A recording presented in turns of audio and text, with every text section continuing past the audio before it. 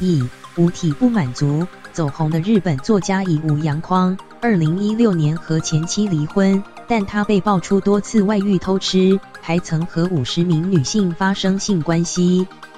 不过女人缘甚佳的他，离婚后传出和一名20多岁的混血女大生交往。根据日本媒体报道，现年43岁的乙武洋匡11日和该名混血正妹一同现身东京，两人一起欣赏歌舞伎的表演后，就到一处咖啡厅休息。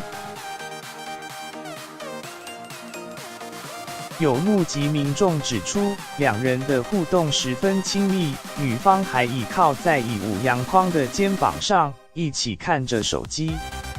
他出生在1995年6月，父亲是日本人，母亲是捷克人，有张混血的脸孔外，还有170公分的高挑身材。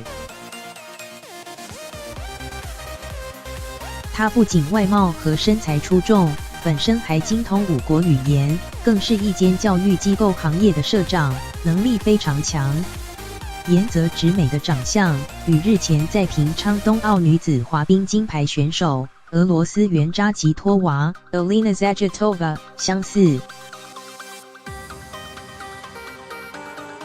该名友人还透露，乙武洋匡因外遇一事被爆出受到极大打击，当时就是靠颜泽直美的鼓励，整个人才慢慢恢复。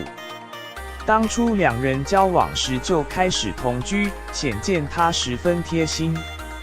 有人还爆料，女方已经把乙武洋匡带回去见父母亲了，双方家长也承认他们的关系。目前还在休学的颜泽直美，打算考虑复学拿下学位，毕业后就结婚。